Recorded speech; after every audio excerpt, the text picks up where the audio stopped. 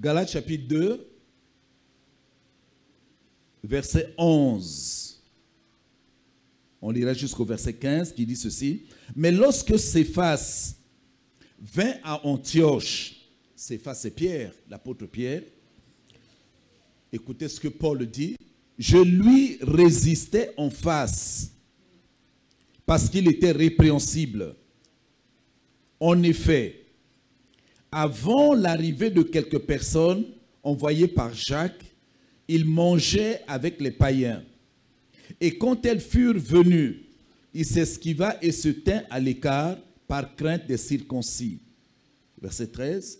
Avec lui, les autres Juifs usèrent aussi de dissimulation, en sorte que Barnabas même fut entraîné par leur hypocrisie. J'ai souligné le mot hypocrisie. Voyant qu'il ne marchait pas droit selon la vérité de l'évangile, je dis à Céphas, donc à Pierre, en présence de tous, si toi qui es juif, tu vis à la manière des païens et non à la manière des juifs, pourquoi forces-tu les païens à judaïser? Nous sommes juifs de naissance et non pécheurs d'entre les païens. Néanmoins, amen, on peut s'arrêter là. Donc, en lisant ce texte, nous comprenons les problèmes de caractère. Je crois que nous avons bien compris. C'est vraiment net. Et on a l'impression que Paul, c'était un homme dur. Un homme difficile. Difficile. Vous savez, on le dit souvent pour quelques serviteurs. Non, il est trop compliqué. Il est trop difficile. Non, mais c'est parfois un problème de caractère. Nous l'avons vu hier dans l'exemple de Joseph, qui a pu dire non. C'est le caractère établi, le caractère est en place, il est bien fait. Je disais hier que dans la vie, il faut quelquefois pouvoir dire ce qui ne va pas dans la vie de quelqu'un. Il faut savoir dire non. C'est que l'âme maintenant a été travaillée. Donc Céphas, c'est Pierre. Pierre comme Paul, ils ont été choisis comme apôtres par Jésus. Mais Pierre a été choisi comme apôtre du vivant même de Jésus. Mais Paul a été choisi par révélation. C'est-à-dire qu'il a reçu le ministère apostolique par révélation. Mais tous les deux sont apôtres. Parce que, je fais une parenthèse pour dire que le ministère, il y a les apôtres de l'agneau, de Jésus, mais il y a les apôtres du Saint-Esprit. C'est-à-dire, nous aujourd'hui. Il y a les apôtres qui ont connu le Seigneur, il y a d'autres qui ne l'ont pas connu, c'est-à-dire qui n'ont pas vécu avec lui. Parce que le ministère apostolique continue. Les ministères comme les dons continuent. Mais ces choses-là prendront fin au retour du Seigneur Jésus. Donc, les deux, Pierre comme Paul, ils ont reçu le salut par grâce, par le moyen de la foi. Ça, il faut le dire. Et tous les deux, ils ont été utilisés puissamment par le Saint-Esprit pour affermir et pour enseigner l'Église. Tous les deux. Tous les deux. Et on voit que Pierre a reçu la vision d'aller vers les Juifs. Et Paul avait la vision de travailler parmi les païens. Donc tous, ils ont reçu cette vision-là d'affermir, d'enseigner l'Église. L'autre parmi les païens et l'autre parmi les Juifs. Et nous voyons que Paul témoigne même bien de Pierre. Hein, quand il dit au chapitre 2, verset 9, il témoigne bien de lui. Il dit, et ayant reconnu la grâce qui m'avait été accordée, Jacques, Céphas et Jean, qui sont regardés comme des colonnes. Donc, il témoigne même bien de Pierre. Il dit, c'est une colonne. C'est une colonne. Parce que quand il a reçu le ministère, Paul est resté un peu à l'écart, mais c'est plusieurs années après qu'il est monté à Jérusalem, il dit, pour aller rencontrer les colonnes qui sont allées là-bas. Ah oui, quand j'ai lu ça, j'ai dit, mais waouh! On peut avoir reçu une grâce, un ministère. Tu ne peux pas, je fais encore une parenthèse, tu ne peux pas avoir reçu un ministère et rester indifférent dans la ville par rapport à ceux qui ont commencé avant. Moi, je le disais un jour à un jeune serviteur. Je dis, mais comment tu es dans la ville? Tu arrives, d'abord tu es de nationalité étrangère, je ne suis pas contre ça, tu es là, et ça fait plus de 15 ans que tu es dans le pays. Et tu viens simplement me voir parce que tu as besoin des tôles pour ton église. Je dis, mais on ne fait pas comme ça. Quand on commence un ministère, va d'abord saluer ceux qui sont dans la ville, ceux qui t'ont précédé. Va leur dire bonjour, va te faire connaître. Que tu sois national ou étranger, que tu sois du pays ou pas, va les saluer, va leur dire bonjour. Parle de ta vision, qu'est-ce que le Seigneur t'a dit de faire? Parce qu'en chacun de nous, Dieu met quelque chose de différent. Nous ne sommes pas des jumeaux. Dieu donne une vision à chacun de nous, une manière de faire, une spécificité à chacun de nous. Donc nous voyons que Paul, après plusieurs années, est monté à Jérusalem. Alors, je fais encore une parenthèse pour dire que quand il a eu même les problèmes avec les judaïsants, avec les propres églises qu'il avait créées, qu'est-ce qu'il a fait? Mais il est allé voir les colonnes qui étaient à Jérusalem. Il aurait pu dire, c'est moi qui ai bâti les églises. Il y a un problème, moi je me réfère à personne. Non, il est monté vers les pierres. Il a fallu que les pierres écrivent une lettre. Et c'est devant ses propres églises qu'il a lu la lettre. Donc Paul reconnaissait l'autorité de Pierre. Paul le reconnaissait. Donc il avait un bon témoignage de lui. Mais voyons maintenant qu'il y a un désaccord entre les deux. Un désaccord. Ils n'ont pas commencé le ministère au même moment. Pierre a été appelé avant, Paul après. Paul apprécie le ministère de Pierre. Il apprécie comme colonne. Vous savez, on ne dit pas toujours des bonnes choses sur les autres. Hein? Et surtout de son vivant. Il dit c'est une colonne, donc il reconnaît sa place. Mais maintenant, il y a un désaccord. Donc, en lisant ce texte-là, nous comprenons qu'il y a un désaccord. Le verset 11 dit ceci. Mais lorsque Céphas vint à Antioche, il dit, je lui résistais en face. Mais c'est dur. Parce qu'il était répréhensible. C'est là le désaccord. Il dit, je lui résistais en face. Nous allons découvrir le désaccord tout à l'heure. Il dit, je lui résistais en face. Peut-être que tu as déjà lu ça, tu es passé rapidement. Mais quel était le problème? Alors, pourtant, Pierre avait reçu la révélation sur la personne de Jésus. Mais on ne va pas résister en face de quelqu'un qui avait la révélation de Jésus. Ah non! On ne va pas résister en face d'une personne qui a reçu les clés de l'Église. Jésus a laissé les clés de l'Église à Pierre. Et nous voyons comment, à partir de la Pentecôte, il a commencé maintenant à utiliser ces clés-là. Ce n'est pas possible. Donc, Pierre avait la direction de l'Église. Mais Paul lui dit, je lui résistais en face. On ne va pas résister en face de celui qui envoyait dans son ministère s'accomplir des miracles et des prodiges. On voit les miracles que Pierre a accomplis, les prodiges que Pierre a pu accomplir. Moi, le miracle le plus surprenant, c'est la conversion le jour de la Pentecôte. 3000 personnes se sont converties au travers du discours de Pierre. 3000, c'est un miracle. Mais une personne comme celle-là, comment lui résister en face? Et nous voyons encore le jour que Pierre et Jean allaient au temple. Il y avait un boiteux de naissance. Où Pierre dit, je n'ai ni or ni argent à te donner. Mais ce que j'ai, au nom de Jésus, lève-toi et marche. Il y a eu le miracle. C'est extraordinaire. Et il y a tant d'autres miracles que je peux citer. Tant d'autres. Mais Paul dit, je lui résistais en face. Mais en principe, devant une personne comme celle-là, on a beaucoup de considération, même s'il fait des bêtises, on laisse passer. On dit parce que c'est un grand.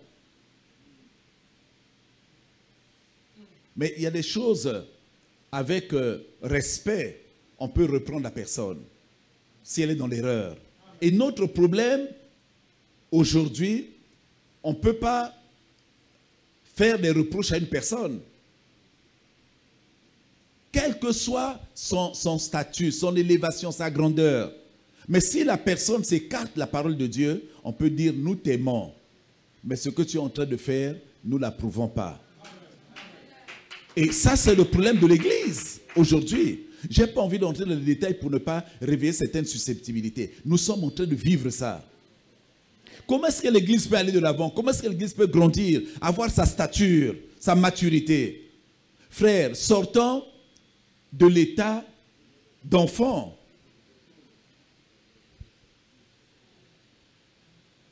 Donc, on voit que le ministère de Pierre suscitait l'admiration et beaucoup de respect. Et Paul lui dit, je lui résistais en face.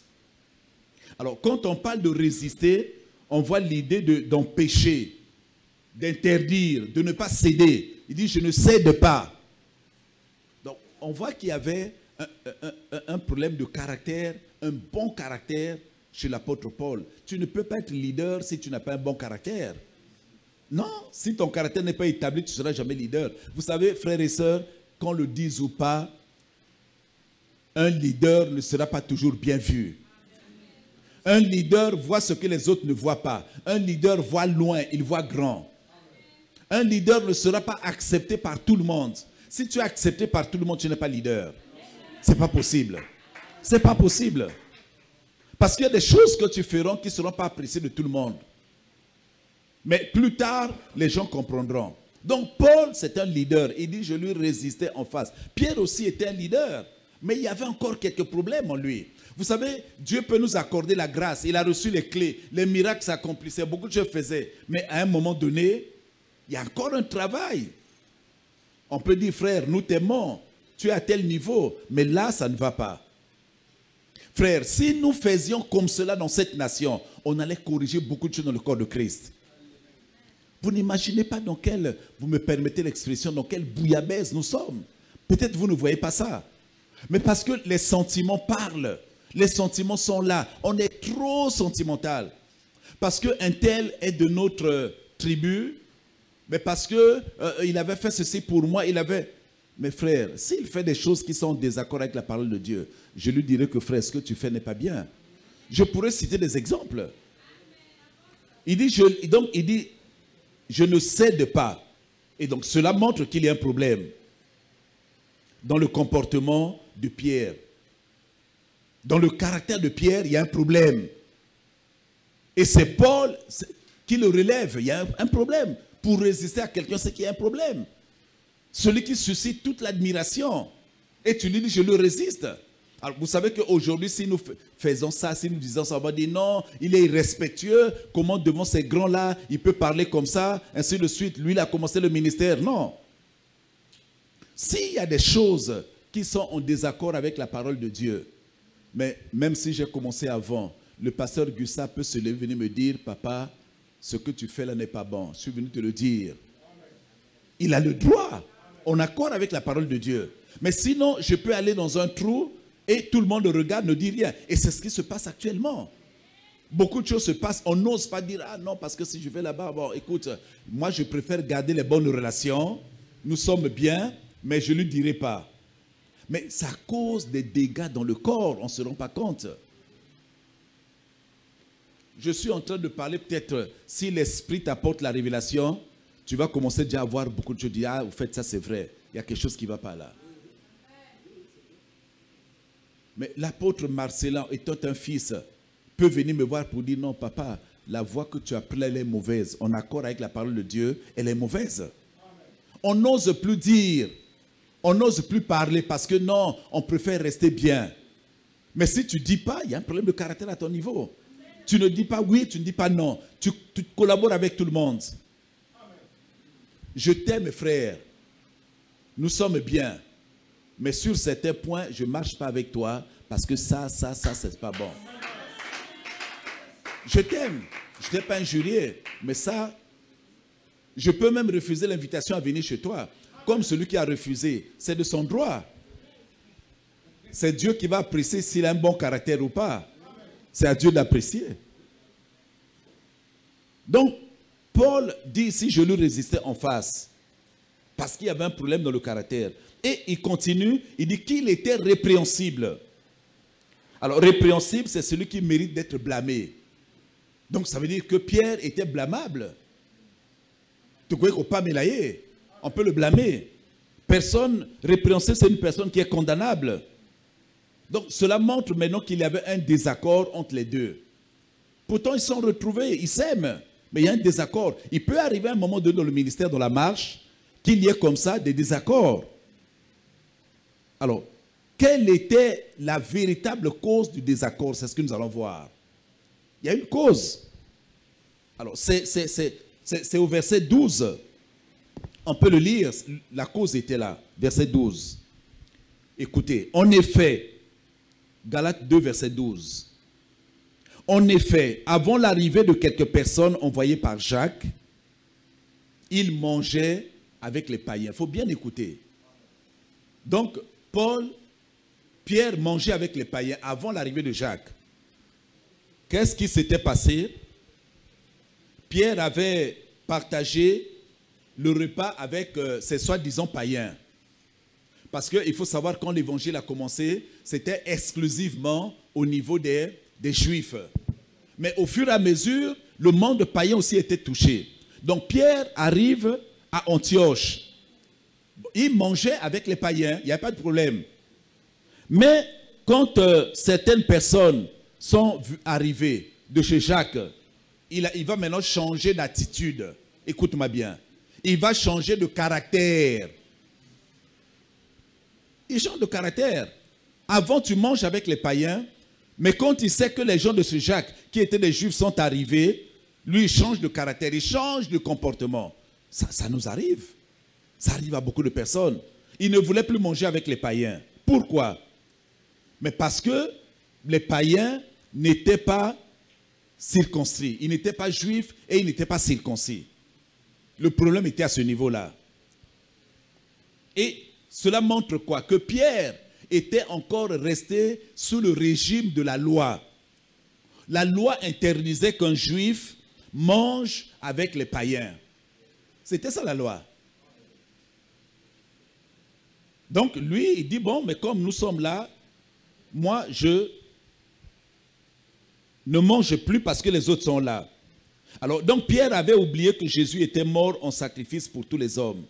Et la Bible dit qu'il n'y avait plus de juifs, ni grecs, ni païens, ni ainsi de suite. Nous sommes tous libres. Il a oublié cela. Alors que ça a été enseigné, il le savait.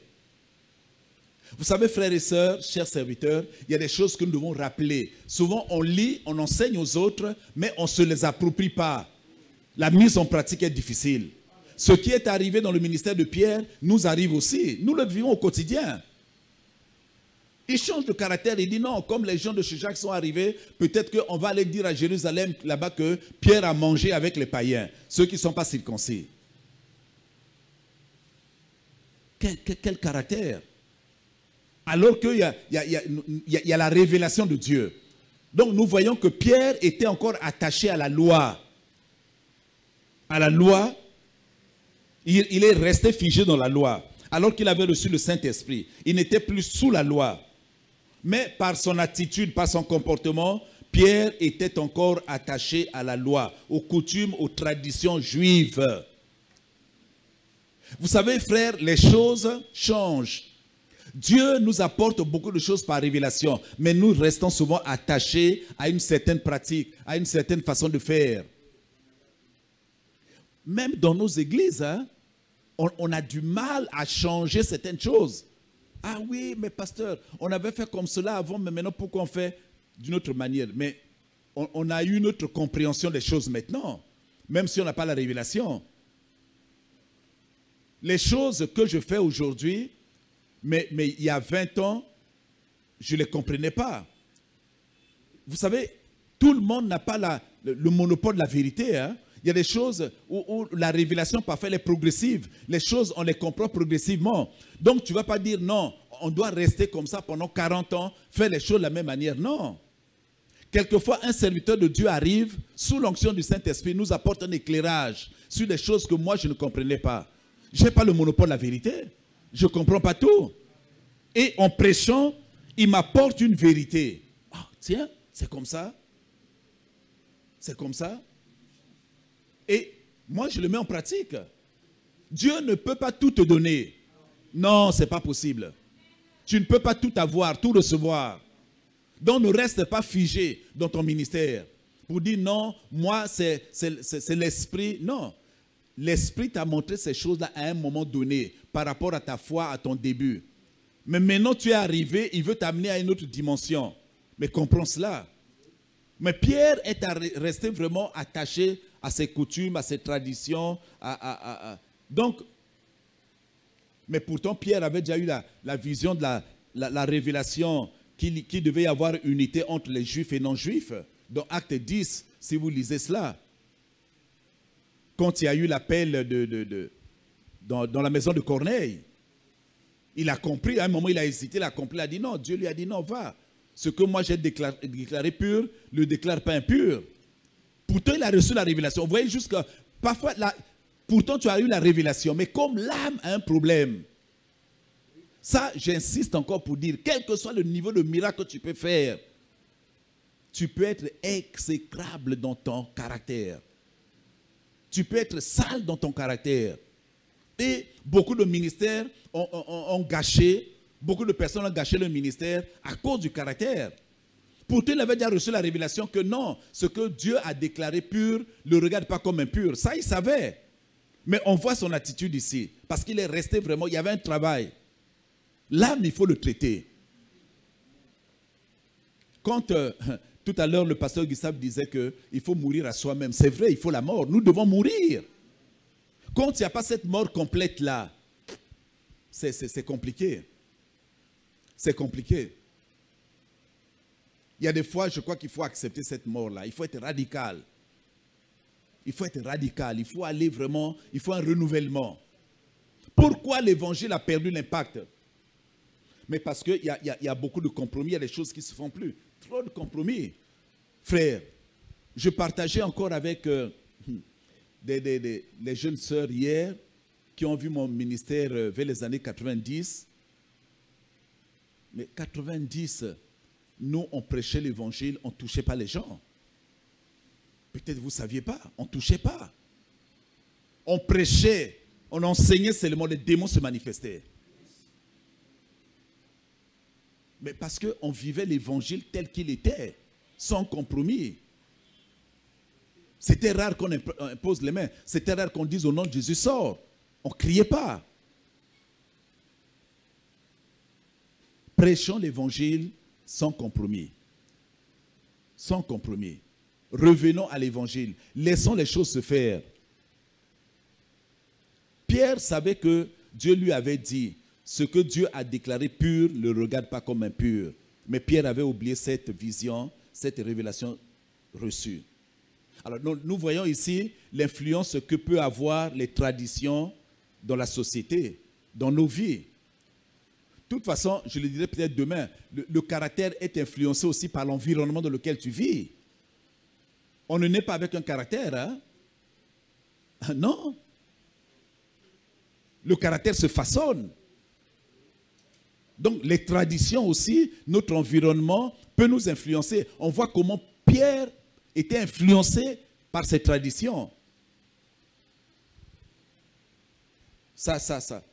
Et ça va, quel que soit ton niveau de vie spirituelle, tes responsabilités dans l'église, ou le nombre d'années de conversion, mais ça va influencer les traditions vont influencer ton ministère, vont influencer.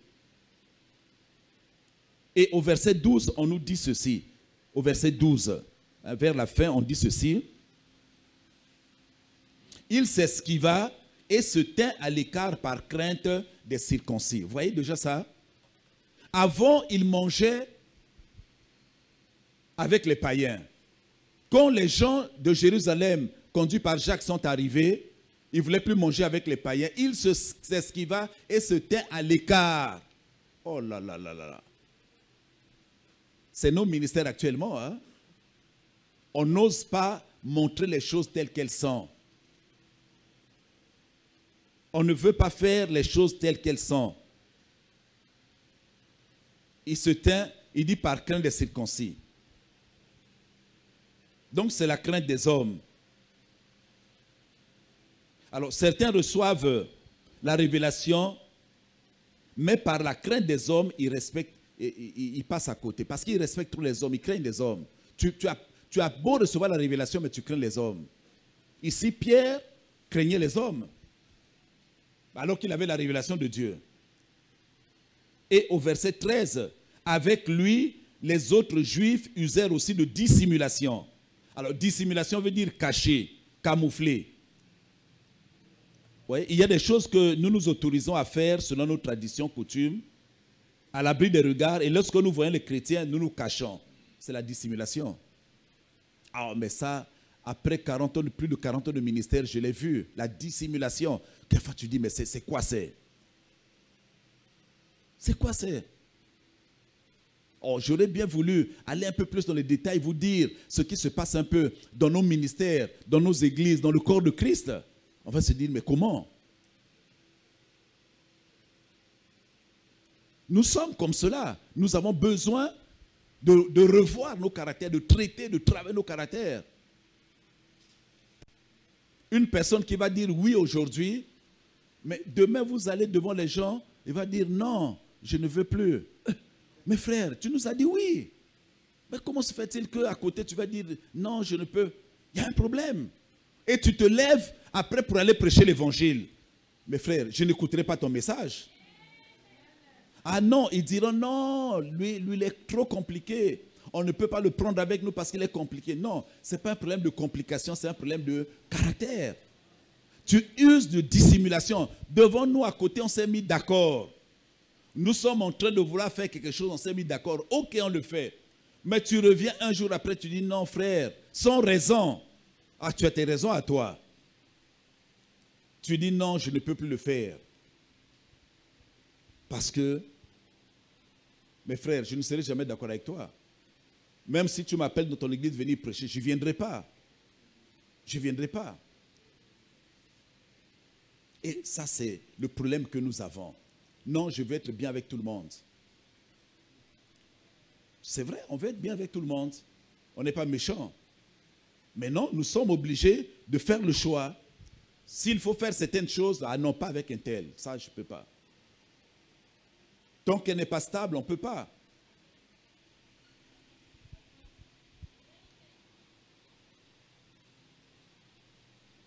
Oh, mais la dissimulation, ça, j'ai vu ça. Hein?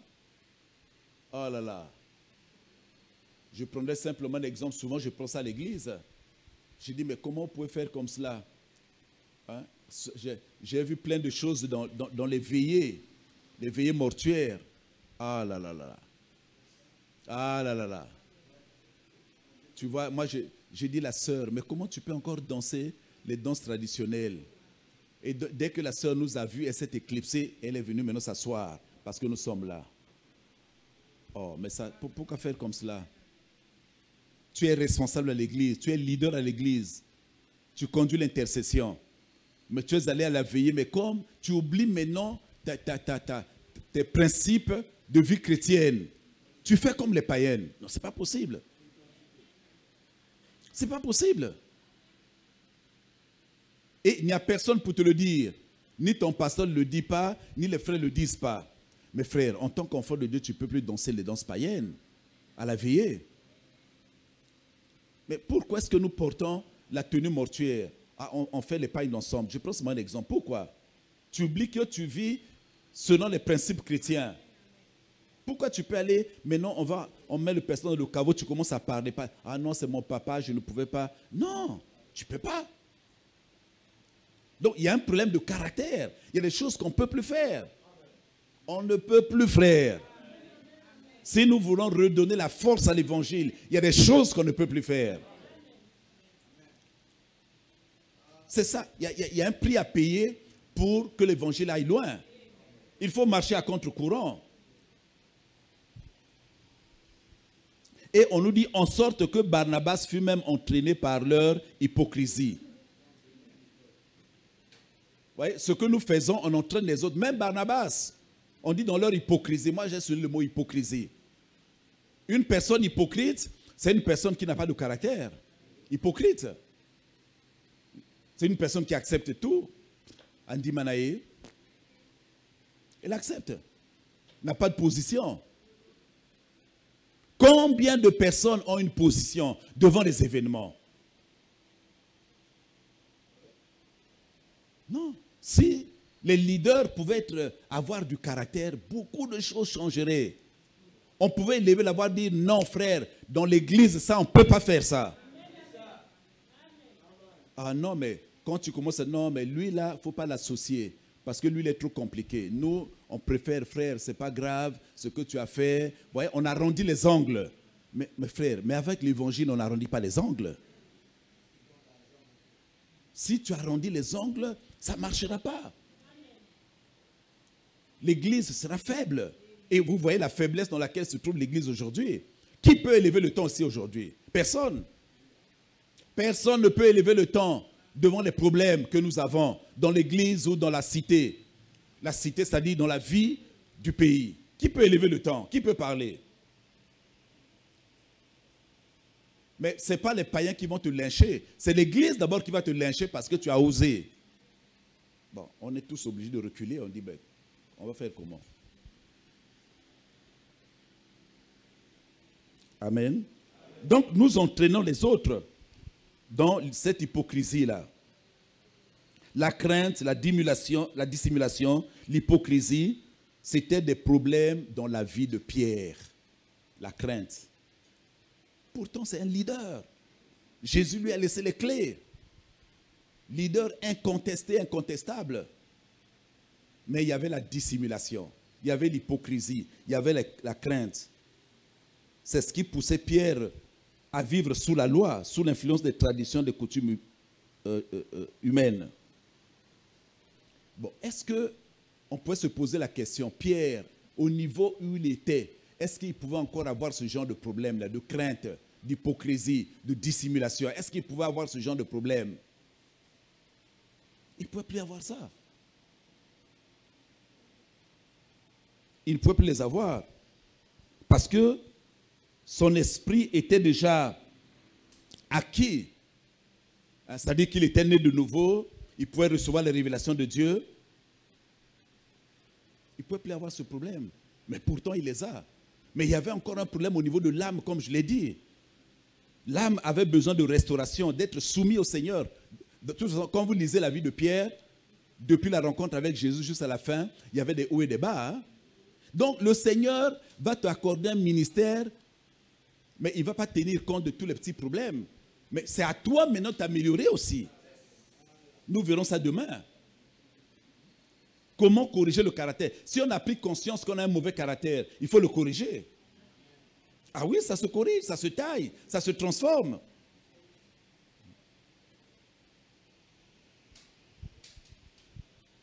Donc la crainte, la dissimulation, l'hypocrisie se trouve dans l'âme. L'âme, c'est là où il y a nos pensées, je disais, nos émotions, nos sentiments, ainsi de suite. Lorsque ton esprit est régénéré, je disais hier, c'est automatique, hein, mais l'âme ne se soumet toujours pas. Si le travail de l'âme se faisait aussitôt, ça serait excellent. Mais Dieu te donne quand même un ministère. Il te le donne. Et vous allez voir que la survie ou la longévité de beaucoup de ministères, c'est ceux qui ont du caractère. Regardez même autour de vous. Regardez même dans le pays. Regardez. Ça ne veut pas dire que ceux qui procèdent dans le ministère sont plus excellents. Non, c'est quelquefois un problème de caractère. J'ai des amis, je les regarde, quelquefois je dis, mais regarde. Il lui a manqué ce mot de caractère.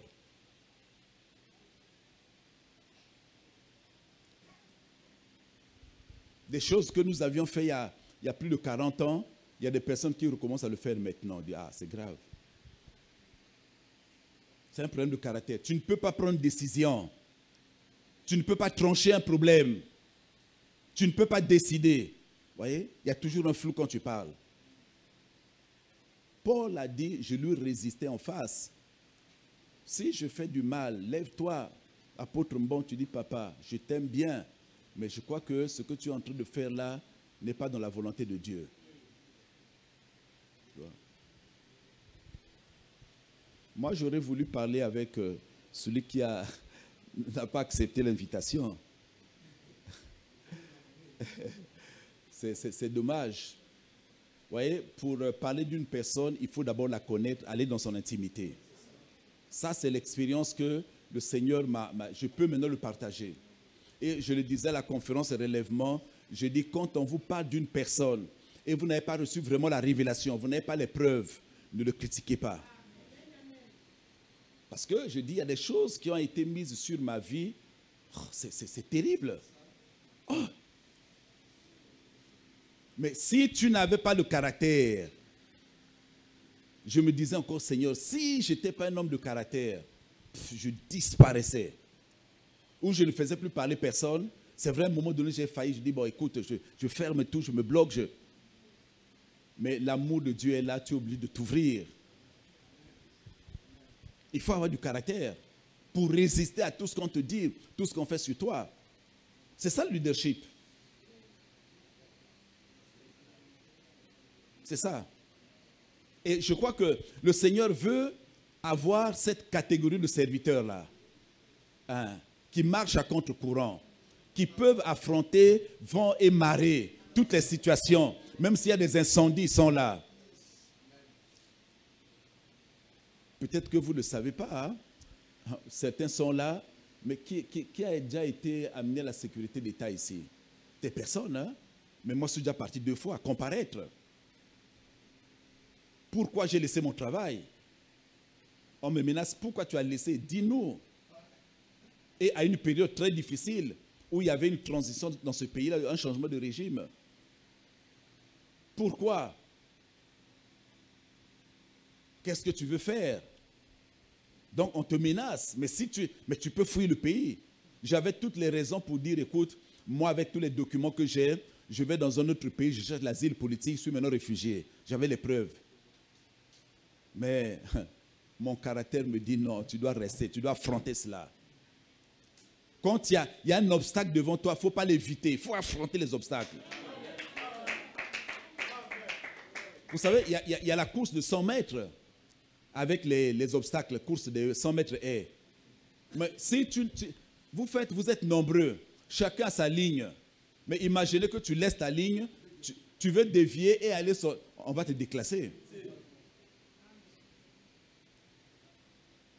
Je comprends quand Dieu a dit au peuple d'Israël, hein, il dit, je vais durcir votre front, qu'il soit dur comme le diamant, hein, afin que vous puissiez vous opposer à ce peuple-là.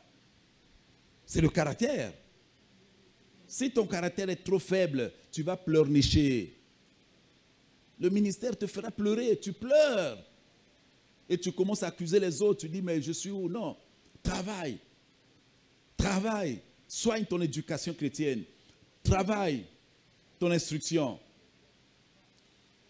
prie beaucoup au niveau de la parole de Dieu, au niveau des jeûnes et prières du Saint-Esprit qui travaille ton âme. Moi j'ai prié pour ça, Seigneur corrige ceci, Seigneur corrige, fais que je sois patient. J'étais très impatient, je voulais que les choses... Et Dieu m'a enseigné, j'ai prié pour cela. Dieu m'a dit, tu as vu, c'était à une époque où Kabila rentrait en RDC. Il dit, tu as vu, il faut que tu sois patient. Cet homme-là, pendant plusieurs années, est resté dans l'anonymat. Vous voyez, en quelques mois seulement, il a conquis tout le pays. Je dis, tiens, Seigneur, travaille mon cœur. J'ai demandé à Dieu, travaille mon cœur. Je voulais que les choses aillent vite. Je voulais entraîner tout le monde.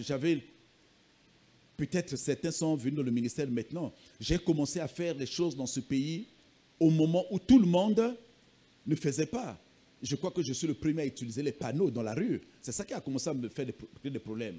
Les panneaux. Même les personnes disent, oh, mais comment? Mais c'est réservé aux hommes politiques et tout. J'étais en avance. Je ne sais pas en quelle année les panneaux. C'est quand j'ai commencé à faire la nuit de prière au stade. J'ai fait des grands panneaux. Tout le monde regardait, mais c'est quoi? Bon, je bénis le Seigneur parce que tout le monde est maintenant sur le panneau. Hein. Moi, je ne suis plus là-bas maintenant. Mais ça, il faut accepter. Ça, il faut accepter. J'étais le premier ici à avoir une radio chrétienne. Mais qu'est-ce qu'on ne m'a pas dit? Qu'est-ce que... Je vous fais fi de tous les détails. Un homme de caractère, c'est aussi un homme de vision. Il voit loin, il voit grand. Il voit ce que les autres ne voient pas. Il commence à faire ce que les autres ne font pas. On a osé, qu'est-ce qu'on n'a pas fait? On a osé. On a osé. Bien sûr, avec beaucoup d'erreurs. Mais on n'avait personne pour venir nous corriger. Comme Paul pouvait aller voir Pierre pour dire que je lui résiste en face parce qu'il est répréhensible. Il n'y a personne. Il n'y a personne. Si un ministère fait des erreurs à côté de toi, tu lui dis, frère, je ne suis pas d'accord avec toi. Regarde, il y a ça, il y a ça, il y a ça. Je t'aime, nous sommes ensemble, mais ça, je n'apprécie pas.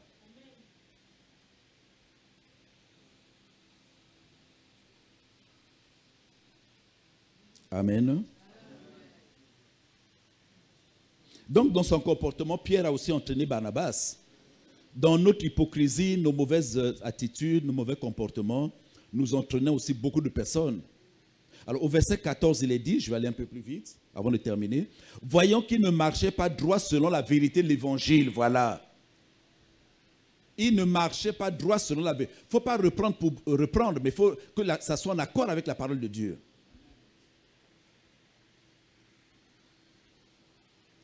Amen. Ça peut arriver que malgré la révélation, on ne marche pas selon l'évangile. Hein?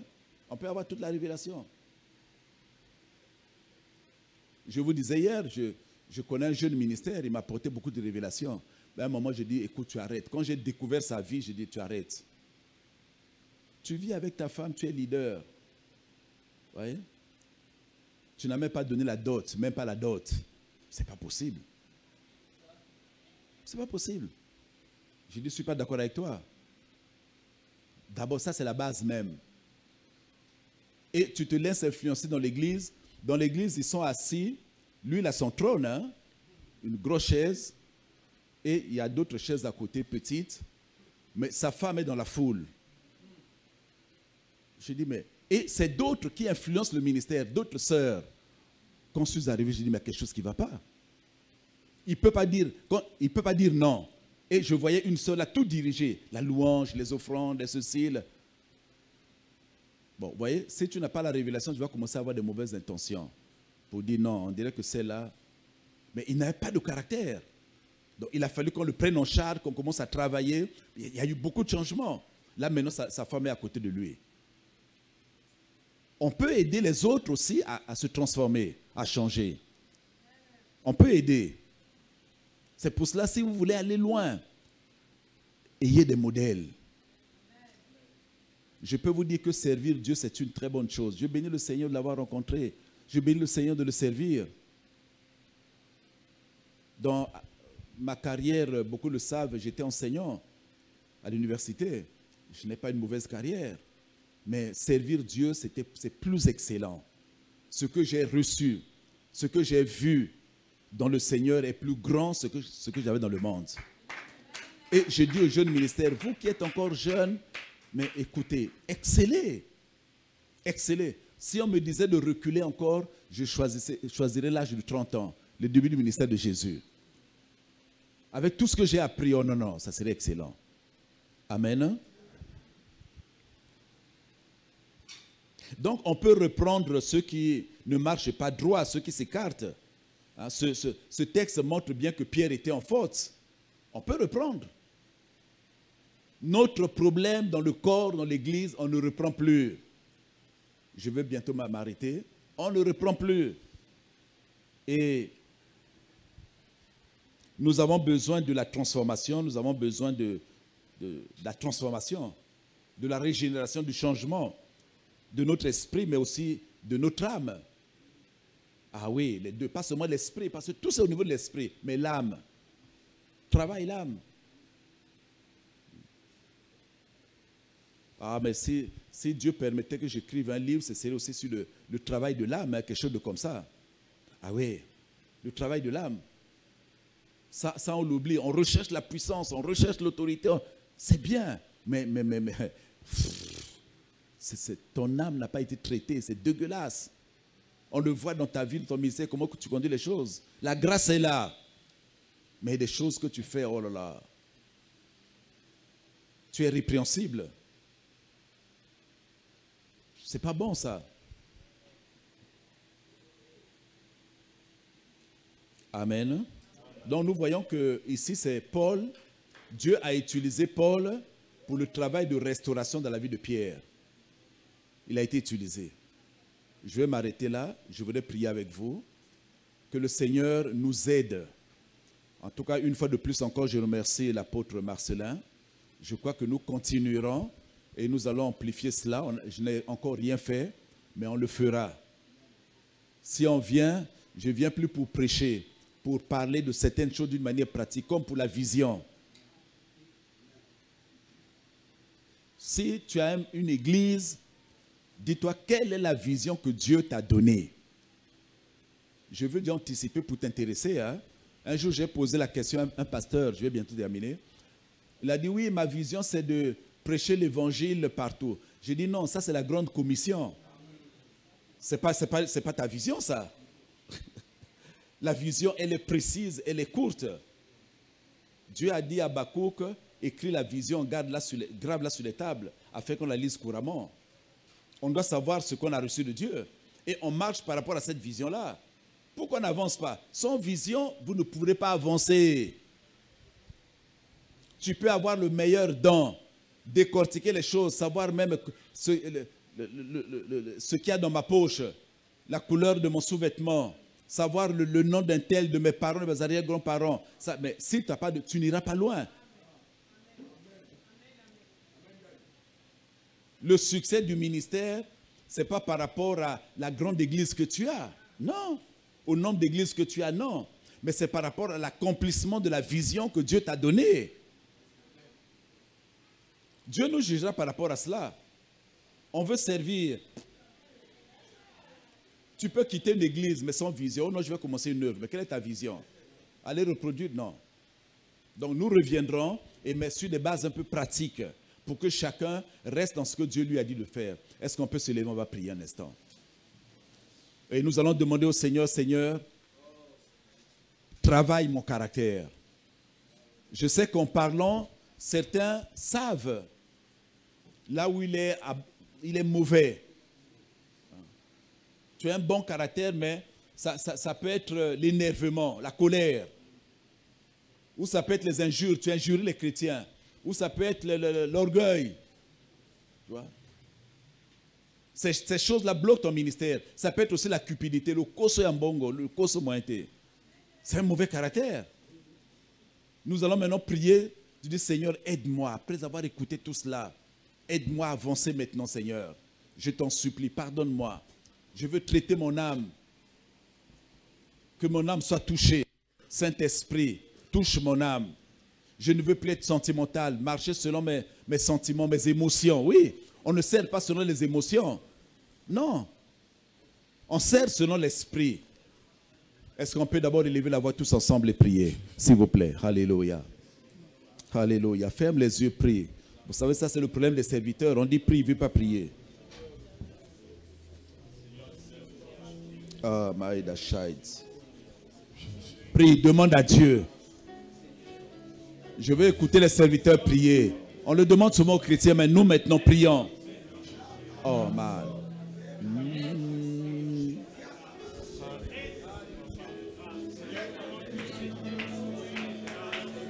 Oh, alléluia. Transforme-nous, Seigneur. Touche mon caractère, Seigneur. Touche mon âme, Jésus. Mes émotions, mes sentiments, ma volonté. Tout mon être est soumis à toi, Seigneur. Oh, ce matin encore, je viens à toi. Je viens à toi, Seigneur. Homme de Dieu, parle, Seigneur, parle, prie maintenant.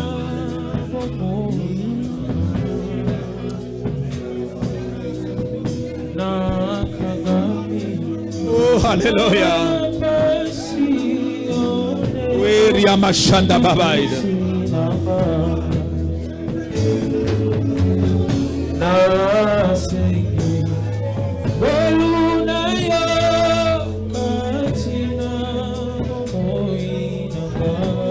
Yes. Prie sincèrement, sincèrement.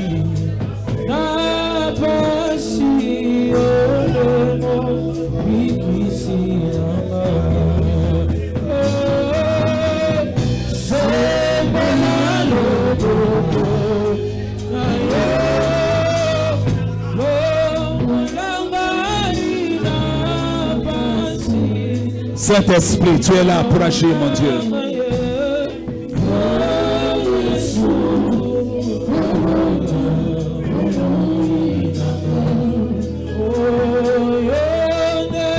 Il exauce notre prière ce matin.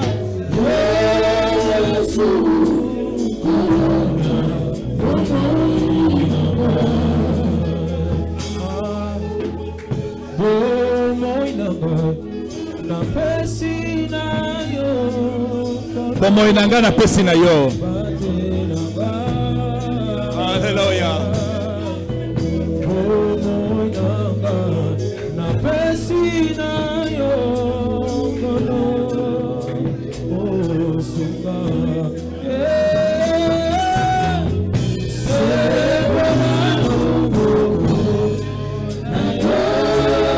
Oh Jésus.